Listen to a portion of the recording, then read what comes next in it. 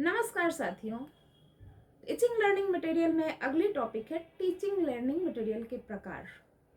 Basically दुनिया में भले ही सारी चीज़ें, सारी वस्तु को शिक्षक टीचिंग लर्निंग मटेरियल बना सकते हैं अपने टैलेंट से, लेकिन टीचिंग लर्निंग मटेरियल को मात्र 3 प्रकारों में विभाजित किया जा सकता है। सबसे पहले ऑडियो। ऑडियो वो फॉर्म है जिसमें साउंड के माध्यम से हम कक्ष में बच्चों को पढ़ाते हैं। यह शिक्षक के खुद का साउंड हो सकता है, खुद की वॉइस हो सकती है, या फिर कोई रिकॉर्डिंग्स, कोई पोएम, कोई कहानी जो हम रिकॉर्डिंग में चला रहे हों। ऑडियो माध्यम का फायदा ये है कि यह आपको आसानी से कहीं भी आप चला सकते हैं। इसमें खर्चा कम है और बहुत सारे बड़ी कक्षाओं को भी आसानी से स्पीकर के माध्यम से आप कंटेंट बता सकते हैं। ऑडियो का एक और फायदा खासकर उन लोगों के लिए है जो देखने में सक्षम नहीं होते हैं कि वो भी आसानी से इस कक्षा में ऑडियो से सीख सकते हैं। वहीं इसका कुछ नुकसान भी है। जो बच्चे हमारे कक्ष में सुनने में सक्षम नहीं होते हैं वो ऑडियो क्लासरूम में कुछ भी नहीं सीख पाएंगे। साथ ही वैसे बच्चे जिनके ध्यान धारणा की बहुत दिक्कत है, बुद्धि बहुत चंचल है, वैसे बच्चे भी सिर्फ ऑडियो माध्यम से कुछ भी सीख नहीं पाएंगे, या थोड़ा बहुत वो जानेंगे बट वो फोकस नहीं कर पाएंगे। जो नेक्स्ट है वो है विजुअल। विजुअल टीएलएम 2 प्रकार का है, एक 2 डायमेंशनल विजुअल, एक 3 dimensional visual.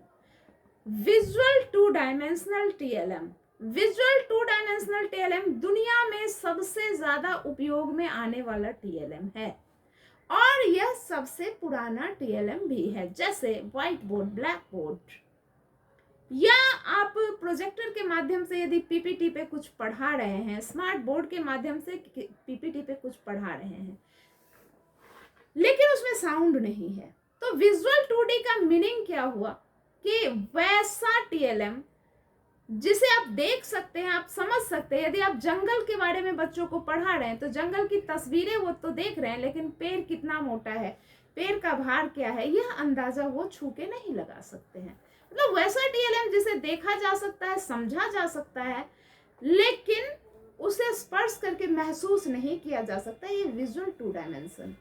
Visual 3 dimension TLM, visual 3 dimensional TLM वो टीएलएम है जिसे देखा जा सकता है और टच करके महसूस भी किया जा सकता है और समझा भी जा सकता है। जैसे हम बच्चों को यदि पर्यावरण के बारे में पढ़ा रहे हैं तो जंगल में लेके जाएं, पेड़ पौधों के सामने उन्हें, ये आम का वृक्ष है, ये चीड़ का पेड़ है, ये देवदार का पेड़ है, तो ये सब चीजें उन्हें पेड़ के पास ले जाके पेड़ को उन्हें महसूस करने दे, पेड़ का अंदाजा लगाने दे कि एक्चुअली वो कितना बड़ा होता है, क्या है। पहाड़ों पे ले जाएं, यदि पर्यावरण के बारे में, नदी के बारे में पढ़ा रहे हैं तो किसी नदी के किनारे ले जाएं।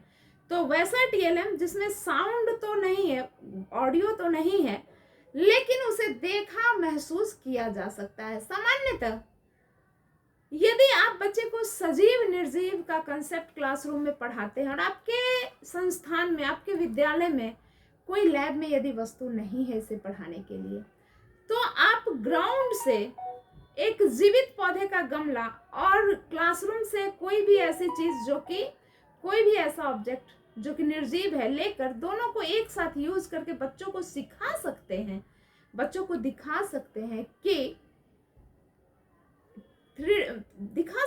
कि सजीव क्या है और निर्जीव क्या है। वैसे स्थिति में बच्चे समझ पाते हैं कि 3D टीएलएम के माध्यम से किस तरह से हम सीख सकते हैं और उनके मानस पटल पर ये बातें ज़्यादा देर तक रहेंगी भी।